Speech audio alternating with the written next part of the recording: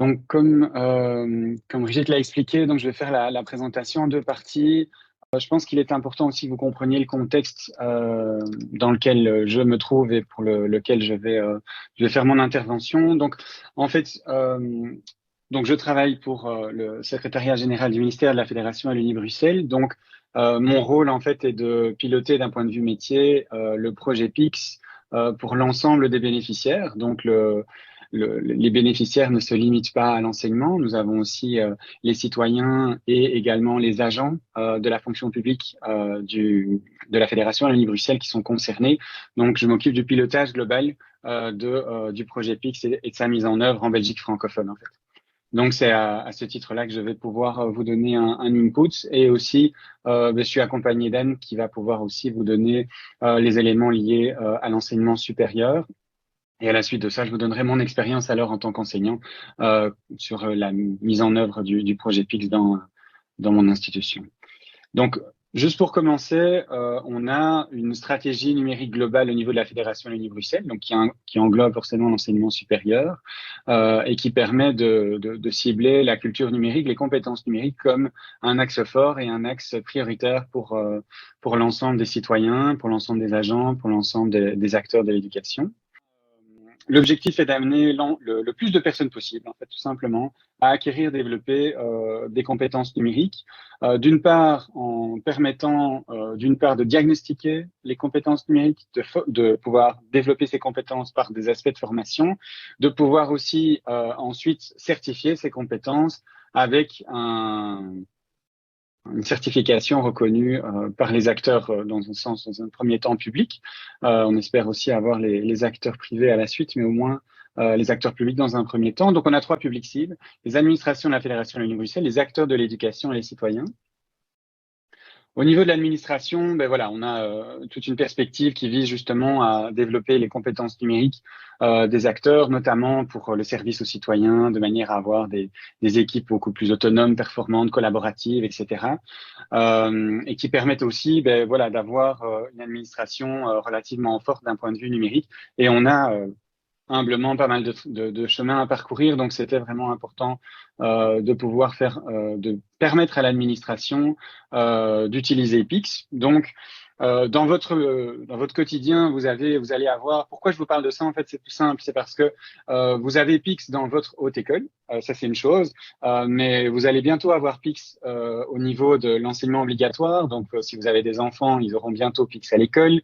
Si vous êtes si vous avez des contacts avec l'administration aussi doit utiliser PIX, se former avec PIX et développer des compétences numériques. Donc, tout ça pour vous expliquer que ça forme un tout et que les compétences numériques sont mises de manière transversale, notamment dans les contrats dans l'ensemble des administrations de la Fédération Wallonie-Bruxelles, donc que ce soit l'enseignement que vous connaissez bien, la culture, le sport, l'aide à la jeunesse, la maison de justice, donc l'ensemble des compétences de la fédération vont utiliser l'outil, donc que ce soit l'administration, mais aussi les bénéficiaires de cette administration. Pour le système éducatif, ben forcément, on a pour ambition que l'ensemble des enseignants, l'ensemble des étudiants, l'ensemble des élèves, mais aussi le corps administratif puissent et disposent des compétences numériques nécessaires. Puis au niveau des citoyens, on a une mission qui est quand même assez forte, qui est liée au fait de pouvoir fournir, notamment en termes humains, des compétences, que ce soit numériques ou autres, mais principalement numériques, qui permettent de s'émanciper, de se développer, de faire face aussi aux sollicitations de l'administration. Donc, il y a quand même un intérêt aussi d'avoir des citoyens qui ont des compétences numériques suffisantes. C'est aussi de pouvoir communiquer facilement avec eux. Donc, pour ça, la fédération a mis en place une collaboration étroite, comme vous le savez, avec le ministère de l'Éducation nationale et le GIP PIX, qui permet de pouvoir en fait avoir une espèce de communauté de pratique, une expertise aussi, et un développement dans l'outil. Donc, le point important, c'est que la fédération est un acteur fort. Donc, on a des équipes IT qui sont mutualisées avec PIX, donc des équipes entre l'ethnique et PIX. On a aussi des ressources humaines qui sont mutualisées dans la création de contenu. Donc, notamment dans la modification des questions, dans l'ajout des questions, on a des équipes mutualisées entre PIX et la fédération. Et on a aussi l'UNESCO qui se rajoute à cette entente un peu tripartite parce que l'UNESCO a pour ambition de mettre à disposition l'outil dans les pays en voie de développement et ainsi de pouvoir permettre à des établissements scolaires, à des citoyens d'avoir accès à l'outil et donc participe avec nous dans ce projet de manière à mettre en place une espèce de gouvernance qui permet justement d'avoir une cohérence dans l'ensemble du public. Et aussi, l'outil PIX, comme vous allez pouvoir le découvrir aussi au fur et à mesure, permet ce type d'ajustement. Donc, la fédération peut amener justement une contribution dans la mise en œuvre et le développement de l'outil en tant que tel. Donc, on a 3 grands publics. L'ensemble est piloté au niveau du gouvernement de la fédération Wallonie-Bruxelles et ensuite est décomposé dans l'ensemble des administrations d'une part. Donc, le ministère est une administration, il y en a d'autres. La RES en a une autre, la RTBF en a une autre. Et donc, toutes ces administrations ont accès à PIX et peuvent l'utiliser dans le cadre du développement des compétences de leurs agents et de leur public cible. Donc, même principe pour le système éducatif et les citoyens, où là, on a des interactions avec les régions. Donc, ce qui vous intéresse le plus, je pense, est l'axe lié à l'enseignement supérieur et de promotion sociale. Donc, ce que l'on voulait faire avec Anne aujourd'hui, c'était principalement de vous donner une mise à jour, une actualisation sur le développement de PIX, d'une part dans l'enseignement supérieur, mais aussi de promotion sociale, de manière à ce que vous ayez la dernière vue sur ce qui se fait. Je ne sais pas, Anne, si tu es toujours là. Oui, je suis toujours là. M'entendez-vous? Voilà. Oui, on t'entend. Ça va. Très bien, merci Aurélien. Donc, dans l'enseignement supérieur, nous avons fait un webinaire au mois d'avril pour présenter PIX. Suite à ça, il y a 24 établissements qui ont demandé l'accès à Pixurga et qui l'ont. Et ici, je suis retournée vers les établissements pour voir si la certification PIX les intéressait. Et là, j'ai eu 8 réponses pour l'instant d'établissements qui sont intéressés par la certification. Alors, j'espère que cet outil de certification arrivera. Alors, jusqu'à aujourd'hui, je disais janvier. Je l'espère toujours, mais voilà, on ne sait pas trop. À mon avis, ça sera plutôt fin janvier que début janvier. Donc, on espère que ça va bientôt arriver.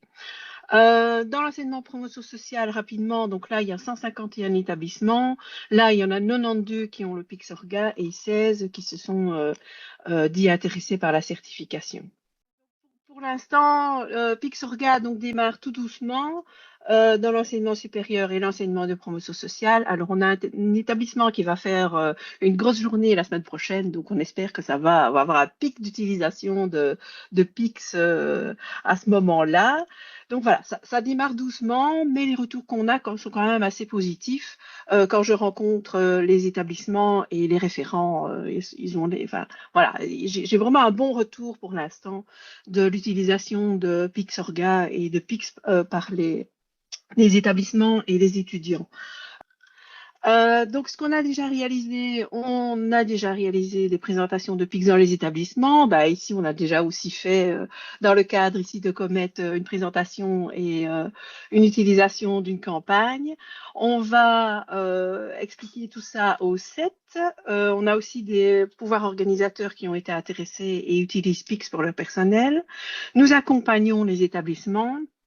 Mais ça, c'est plutôt pour la promotion sociale et je vais démarrer ça l'année prochaine au mois de janvier, pas l'année scolaire prochaine. Au mois de janvier, ça aussi pour les hautes écoles. J'ai déjà quelques parcours personnalisés qui ont été créés en fonction des différentes UE, puisque vous savez qu'en promotion sociale, il y a des programmes.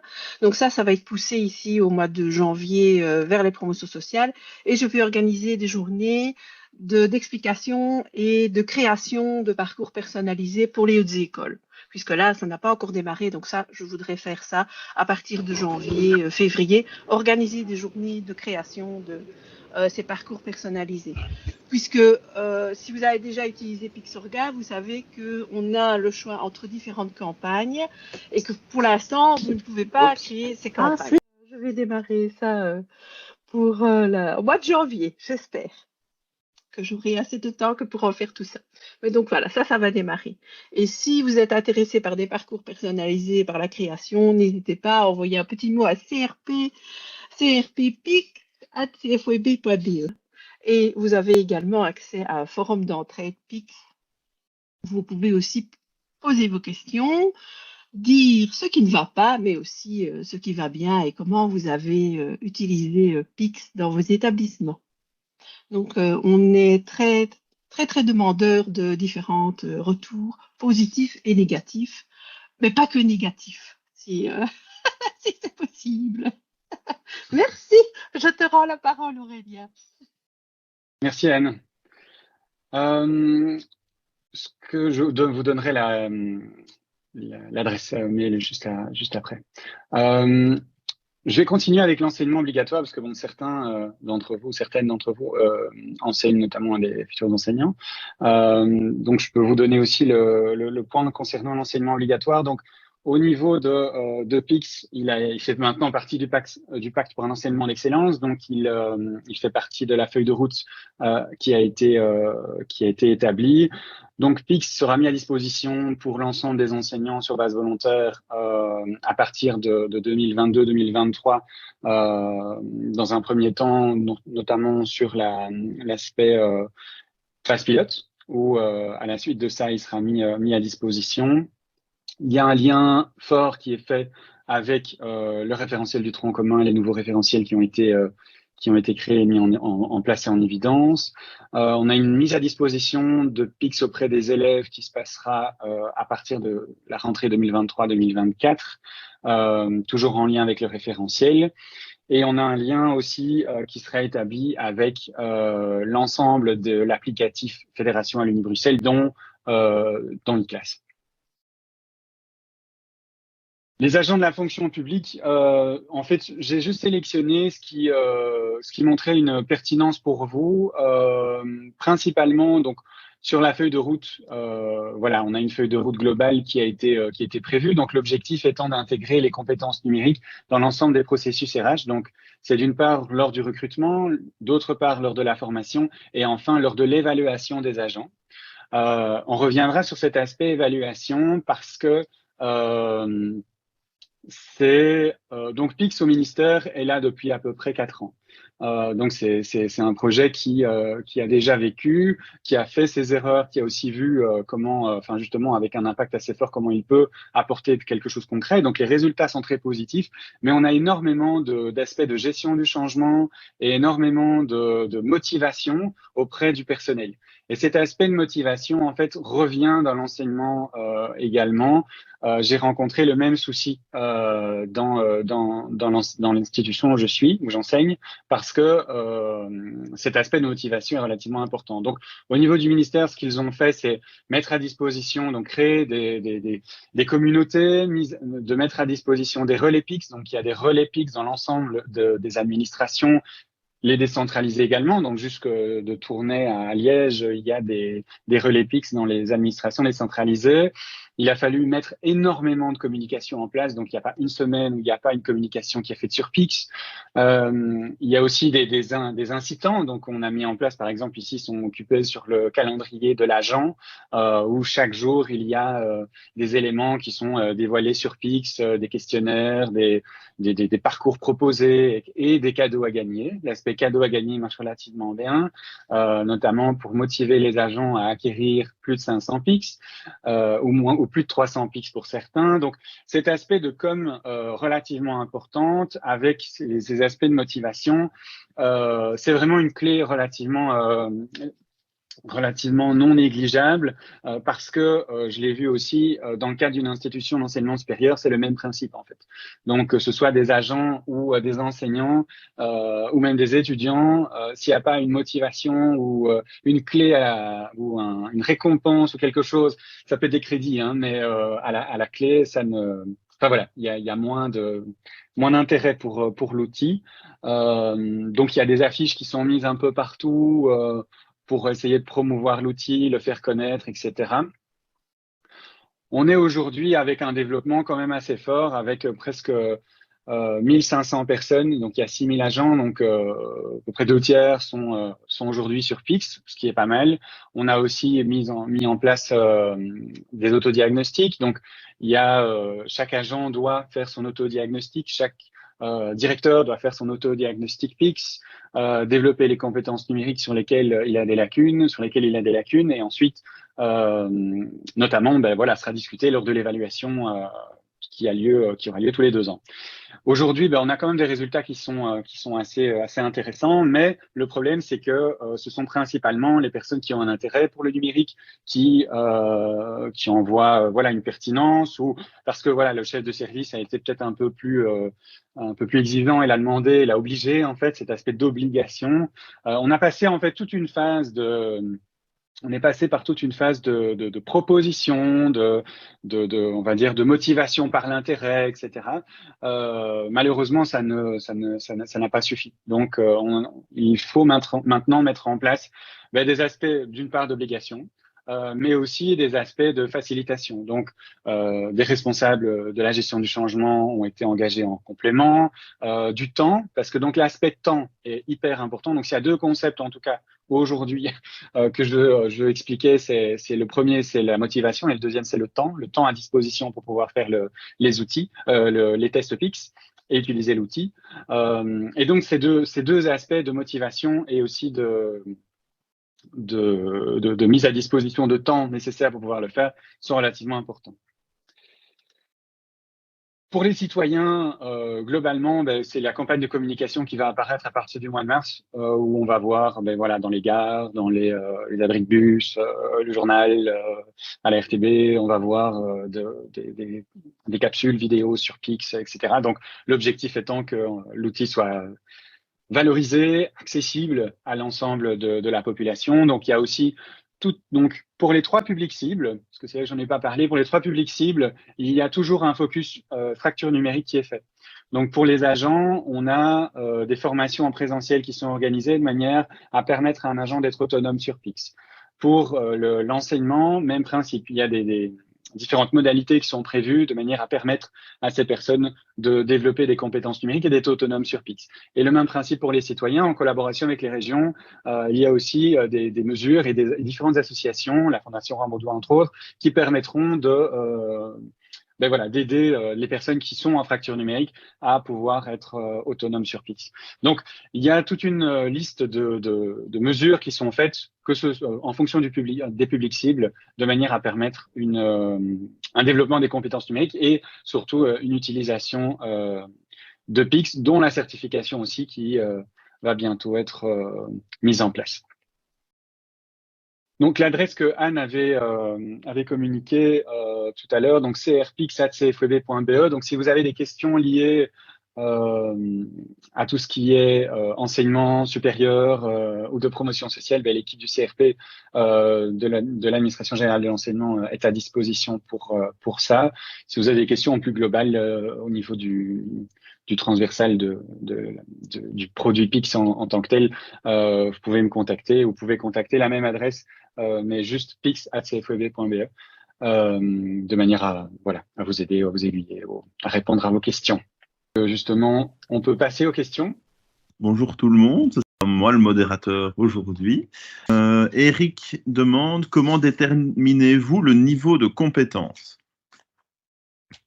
Donc, on passe par le diagnostic. Donc, le niveau de compétence est défini dans le référentiel DIGCOM. Donc, il y a un référentiel qui a été conçu par la Commission européenne et qui permet de cibler donc compétence par compétence et donc de manière graduelle également. Donc, on a à chaque fois le résultat attendu niveau par niveau. Donc, on va de 1 à 8 et sur les 5 axes où on a à chaque fois dans une matrice l'attendu pour la compétence visée.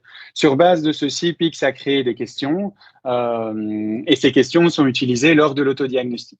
Donc, quand les personnes passent à travers l'autodiagnostic, l'outil détermine le niveau de la personne sur les thématiques qui ont été proposé dans le cadre du diagnostic visé. Fabien demande, envisagez-vous à plus long terme de rendre PICS obligatoire pour l'enseignement primaire et ou secondaire? Au niveau de l'enseignement primaire et secondaire, donc au niveau de l'obligatoire, pour l'instant, ils en sont à la proposition de PICS comme outil qui permet de développer des compétences, etc. Après, il est intégré comme outil qui permet de répondre au référentiel qui a été créé.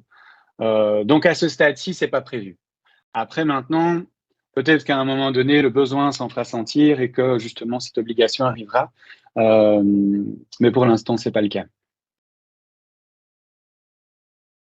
Ok, merci. Alors, autre question. Dans un parcours, connaît-on le niveau visé dans le parcours?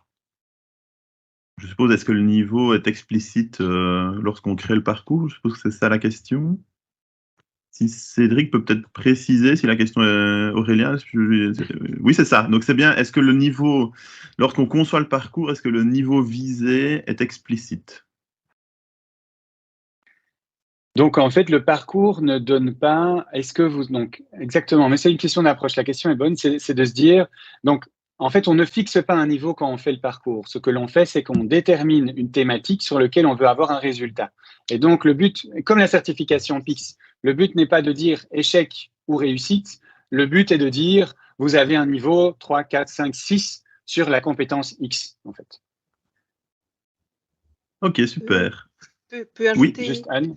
Oui, merci. Donc, pour des parcours personnalisés, donc des campagnes dans PICS, qu'on va pousser dans PICS-Orga, il est possible de demander un niveau maximum. Donc, par exemple, on peut demander que les étudiants, enfin, que les personnes soient interrogées jusqu'au niveau 4. Donc ça, il y aura moyen. Bon, je ne suis pas partisane de cette façon de faire, mais ça sera possible. De base, c'est pas limité, mais si on veut, on peut le fixer. C'est ça. Du coup, Cédric pose une autre question et je vais vous la poser parce que c'est sans doute le prolongement de celle-ci. Il demande, mais du coup, comment peut-on cibler un niveau quand il n'y a qu'une question sur une compétence? Ah oui, là, en effet, ça ne marche pas. Là, en effet, c'est compliqué. Après, sur une question, on arrive à cibler. Donc, une question est liée à un axe et à un niveau.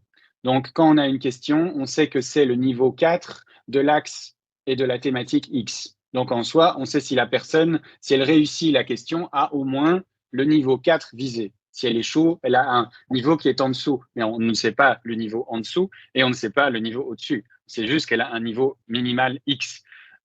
4, par exemple, ici. Donc, l'objectif, c'est que les diagnostics qui sont posés se font sur base d'un ensemble de questions. Et donc, c'est pour ça que quand on crée les parcours, on essaye d'éviter de ne cibler qu'une sous-dimension de manière à n'avoir qu'une question. Et on essaye d'avoir alors un ensemble, un minima, une sous-dimension, de manière à avoir des résultats cohérents.